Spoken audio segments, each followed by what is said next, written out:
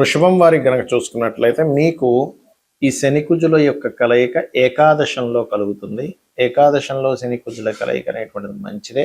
అక్కడ రవి కూడా ఉంటున్నాడు. దీనివల్ల మీకు కలిగేటువంటి ఫలితాలు, దేశకాల పరిస్థితుల్లో జరిగేటువంటి ఫలితాలు, మరియు మీ యొక్క పర్సనల్ చార్ట్లో కూడా గనక ఈ కాంబినేషన్ ఏ భావనలో ఉంటే ఎటువంటి ఫలితాలు వస్తాయి అనేటువంటి విషయాలు ఇప్పుడు నేను చెప్పబోతున్నాను. అయితే ఈ యొక్క విషయాలు చెప్తుంది నేనైనప్పటికీ చెప్పిస్తుంది సాక్షాత్ లలిత అమ్మవారిగా భావిస్తూ, ఆ లలితాంబిక అమ్మవారి యొక్క అనుగ్రహం మీకు పరిపూర్ణంగా కలగాలని మనస్ఫూర్తి కోరుకుంటూ, ఇక్కడ గమనించినట్లయితే ఈ శని కుజ ఏకాదశంలో సర్వసాధారణంగా పాపగ్రహాలు జన్మజాతకంలో ఉన్న గోచారంలో ఉన్న మంచిదే.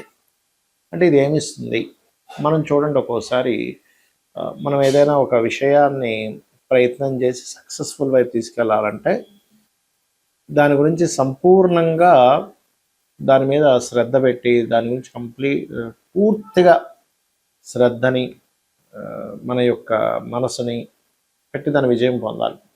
పాపగ్రహాలు ఉన్నప్పుడు దాని మీదే మన యొక్క పూర్తి సంకల్పం కానివ్వండి, పూర్తిగా ఎలా దాన్ని జయించాలనేటువంటి విషయాన్ని చెప్తుంది. అదేవిధంగా మరొక విషయం ఏంటంటే ఇక్కడ గమనించినట్లయితే ఇక్కడ ఈ శనికుజుల యొక్క ప్రభావం 2వ స్థానంలో ఉండేటువంటి గురువు మీద ఉంటుంది. అయితే ఒక రకంగా చెప్పాలంటే గురువు 2వ స్థానంలో ఉన్నందుకు ఈ ధనయోగాన్ని ఇవ్వడం ఇవన్నీ ఉంటాయి, ఉండవని కాదు. కానీ ధనం మూలంగా నేను కాస్త గొడవలు పెరగడానికి ఎక్కువ ఆస్కారం ఉంటుంది. ఇంకోటి ఏంటంటే ఈ సంవత్సరం కుజుడు మంత్రి అయితే రాజు గురువు అయ్యాడు కాబట్టి ఇంకా ఎక్కువగా ఉంటాయి దేశకాల పరిస్థితుల్లో గొడవలు కానీ ఇవన్నీ కూడా. అయితే ఇక్కడ మీ పర్సనల్ చార్ట్ విషయం దగ్గరికి వచ్చేసరికి మాత్రం ఇది కాస్త ఎలా అంటే మీ యొక్క జీవితంలో ఏదైతే అంటే మీ జన్మజాతకంలో ఏదైతే ప్రభావం చూపించబోతుందో, ఏదైతే ఉంటుందో, అంటే మీ పర్సనల్ చార్ట్లో ఉండేటువంటి గ్రహాల యొక్క ప్రభావం కూడా గోచారంలో ఉండేటువంటి గ్రహాలకు సంబంధం కలిగి ఉంటుంది. కాబట్టి కొన్నిసార్లు బిజినెస్ రిలేటెడ్ సంబంధించిన విషయంలో, అంటే ఒక వ్యాపారం చేస్తున్నాము, ఆ వ్యాపారంలో కొంత గొడవలు రావడం, 11వ స్థానంలో ఉండే పాపగ్రహాల యొక్క ప్రభావం మూలంగా, లేదా ఒక ఈవెంట్ వెళ్తున్నాము, ఆ ఈవెంట్లో తెలియకుండానే కొంత ఘర్షణ వాతావరణం ఇటువంటివి చూపిస్తున్నాయి. కాబట్టి మీరు ఎక్కువగా విష్ణు సహస్రనామాల యొక్క శ్రవణము పఠనము చేయండి, అన్ని విధాలా బాగుంటుంది. మరి ఈ యొక్క కుజుడు, శని, రవి ఈ 3 గ్రహాలు 14వ తేదీ వరకు కలిసి ఉంటాయి. ఏప్రిల్ 1వ తేదీ నుంచి దాదాపు ఏప్రిల్ 2 నుంచి. మరి ఈ రవి 14వ తేదీకి మారిపోయిన తర్వాత ఈ 2 గ్రహాలు అయితే కలిసి ఉంటాయి 45 రోజుల పాటు దాదాపుగా, అంటే మే 15, 16వ తేదీ వరకు కూడా. దీని వలన దేశకాల పరిస్థితుల్లో జరిగేటువంటి మార్పులు ఏమిటి? ఈ సంవత్సరం అధిపతి మనకి రాజు గురువు అయితే మంత్రి కుజుడయ్యాడు.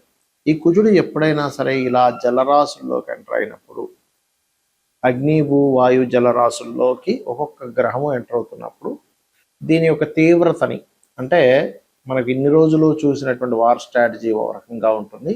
ఈ కుజుడు మారినప్పటి నుంచి ఇంకొంచెం వేరే రకంగా ఉంటుంది, అంటే ఇంకొంచెం దాని తీవ్రత పెరగనుంది అనేటువంటిది చూపిస్తుంది. కాబట్టి ఏంటంటే మనకి మీరు గమనించండి, ఇజ్రాయెల్ దేశానికి సంబంధించిన విషయంలో కొంచెం తీవ్రమైనటువంటి యుద్ధ వాతావరణం వల్ల అక్కడ ఉండేటువంటి ప్రజలకు ఎక్కువ ఇబ్బంది ఉంటుంది. దీనికి కారణం ఏమిటి అంటే మనకి ప్రకృతిలో కొన్ని సంకేతాలు జరుగుతూ ఉంటాయి. ఆ యొక్క ఇజ్రాయెల్ దేశంలో మీరు నిన్న మొన్న చూసుకున్నట్లయితే కాకుల యొక్క సంచారం అధికంగా జరిగింది, విపరీతమైన కాకుల సంచారం. ఇజ్రాయెల్ జెండాని కాకులు పట్టి లాగుతున్నట్టుగా ఒకటేసారి కాకులు దాడిలాగా, ఇవన్నీ ఏంటంటే మనకి రామాయణ మహాభారతాల్లో కూడా కాకులు కానీ గ్రద్దలు కానీ ఇలా సంచరిస్తున్నప్పుడు దీని యొక్క ప్రభావం ఎక్కువగా ఉంటుంది. మీరు అందుకనే ఇక్కడ చెప్పేది ఏంటంటే ఈ ముండేన్ ఆస్ట్రాలజీ పరంగా ఇలా తీవ్రంగా ఉంటున్నాయి అన్నప్పుడు సామాన్య ప్రజలు మరింత జాగ్రత్తగా ఉండాలి. రకరకాల యుద్ధాలు జరిగేటువంటి దేశాల్లో ఉండేటువంటి వారు. దీనివల్ల మనకి కొంచెం మన ఇండియాకు కూడా పక్క దేశాలతో కొంచెం అనవసరమైన పోర్లు ఇవన్నీ కూడా ఇస్తూ ఉంటుంది ఈ యుద్ధం. ఎందుకంటే ఇది ఖచ్చితంగా 3వ ప్రపంచ యుద్ధానికి దారితీస్తుంది, అందులో ఎటువంటి సందేహం లేదు. నేను చాలా కాలంగా చెప్తూ వస్తున్నాను. మరి ఎవరి పర్సనల్ చార్ట్లో అయినా ఇలాగా కుజుడు, శని కలిసి ఉంటే ఏమిటి, ఇక్కడ ఏంటంటే ఈ రెండు గ్రహాలు ఒక రకంగా చెప్పాలంటే శక్తిని ఇచ్చేటువంటి గ్రహాలుగా కూడా చెప్తారు.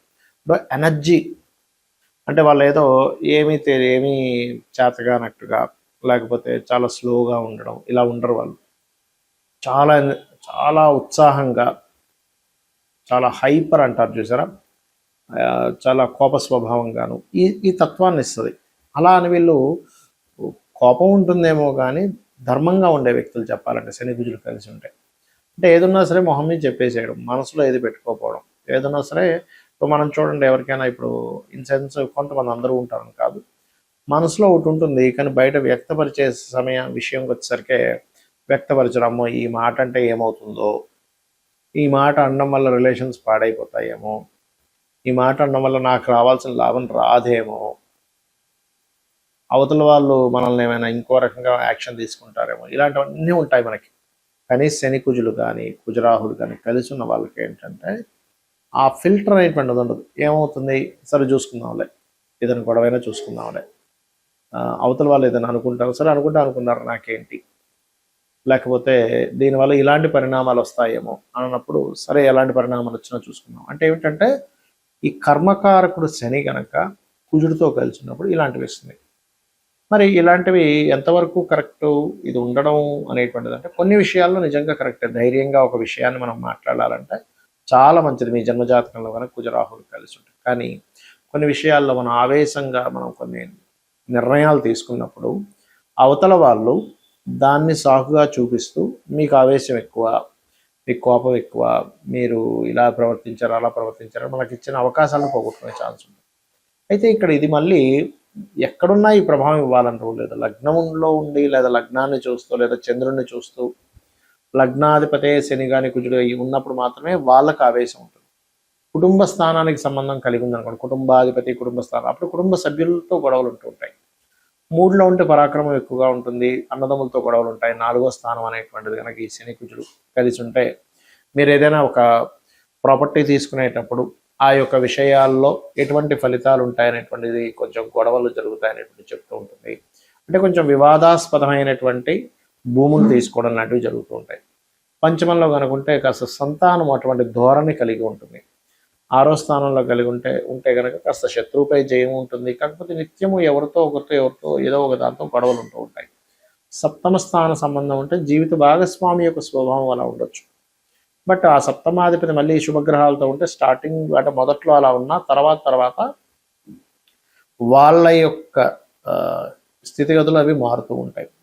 ఇక అష్టమంలో కనుక ఉన్నట్లయితే ఆకస్మికంగా కొన్ని మార్పులు రావడం, సడన్ చేంజెస్ ఇటువంటివన్నీ ఇస్తుంది. ఇక భాగ్యస్థానంలో ఉంటే తండ్రి మీద దీని ప్రభావం, తండ్రికి కాస్త బీపీ లెవెల్స్ పెరగడం ఇట్లాంటివన్నీ ఇస్తూ ఉంటుంది. దశమ స్థానంలో కనుక ఎవరికైనా సరే శని కుజులు కనుక ఉన్నట్లయితే వీళ్ళ వృత్తి మీద వీళ్ళు చేస్తున్నటువంటి ఉద్యోగము వ్యాపార సంస్థల్లో అయితే లాభస్థానంలో ఉంటే వ్యాపారం మీద పడుతుంది. దశమ స్థానంలో ఉంటే వీళ్ళు చేసే వృత్తి ఏదైతే ఉంటుందో దాని మీద దీని ప్రభావం ఉంటుంది. ఇక ద్వాదశంలో కనుక ఉన్నట్లయితే దాని యొక్క ప్రభావం దేని మీద ఉంటుంది ఏమిటి అని చెప్పి చూసుకున్నట్లయితే ఇక్కడ ఈ స్థానము ఏదైతే ఉందో 12వ స్థానంలో ఇది తండ్రి యొక్క ఆస్తి మీద, వివాహ జీవితం మీద ప్రభావం ఉంటుంది. మరి దీనికి ఏమిటి, ఎవరికైనా ఇలా ఉండి ఈ యొక్క ప్రభావం మీరు అనుభవిస్తున్నారు అన్నప్పుడు మీరు నవగ్రహాలలో ముఖ్యంగా శని కుజ గ్రహాల దగ్గర ఇంకా ఇంకొక పాపగ్రహం ఏదైనా కలిసిన, ఉదాహరణకు రాహు కూడా కలిశాడు, అప్పుడు ఆ 3 గ్రహాలకి దీపారాధన చేయండి.